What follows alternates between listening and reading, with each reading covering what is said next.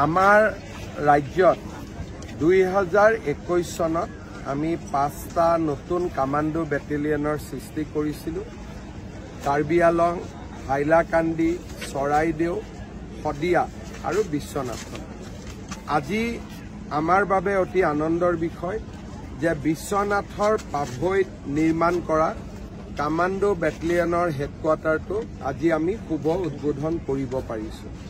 5টা বেটেলিয়নৰ আজি প্ৰথমটো হেডকোৱাৰ্টাৰ আমি বা বেটেলিয়ন যিটো কেম্পাছ তাক আমি নিৰ্মাণ কৰিব পাৰিছোঁ আৰু বিশ্বনাথ জিলাৰ পাভৈত আজি তাক আমি শুভ উদ্বোধন কৰিছোঁ।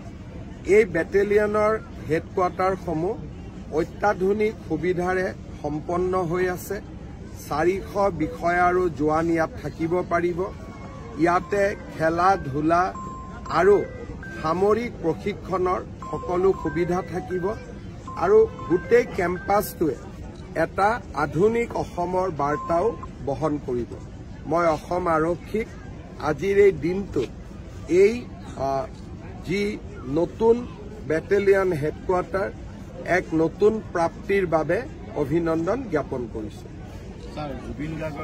এই বিষয়ে মই অলপ আগতে বিশ্বনাথত কৈ আহিছোঁ। স্পৰ্শকাতৰ বিষয় কাৰণে মই সাংবাদিকসকলৰ লগত এই বিষয়ে আলোচনা কৰিব বিচৰা নাই। এই বিষয়ে মোৰ যেতিয়াই যি ক'বলগীয়া থাকে বা ৰাইজৰ প্ৰশ্ন থাকে তাৰ উত্তৰবিলাক মই মোৰ ফেচবুক পেজৰ জৰিয়তে দিম।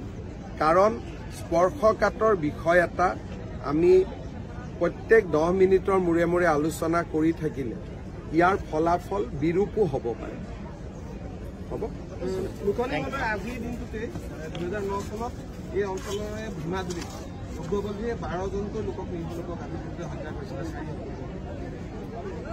মই নিজেও আহিছিলোঁ। আজি উগ্ৰপন্থীও নাই। আজি উগ্ৰপন্থী জেগাত বেটেলিয়নৰ হেডকোৱাৰ্টাৰ হৈছে। ৰাস্তা ঘাট সুন্দৰ হৈছে, পৰিৱেশৰ পৰিৱৰ্তন হৈছে আৰু ইয়ে আকৌ এবাৰ প্ৰমাণ কৰে যে ভাৰতীয় জনতা পাৰ্টীৰ শাসনকালত ৰাজ্যখনৰ কেনেকুৱা বিৱৰ্তন আৰু পৰিৱৰ্তন হৈছে।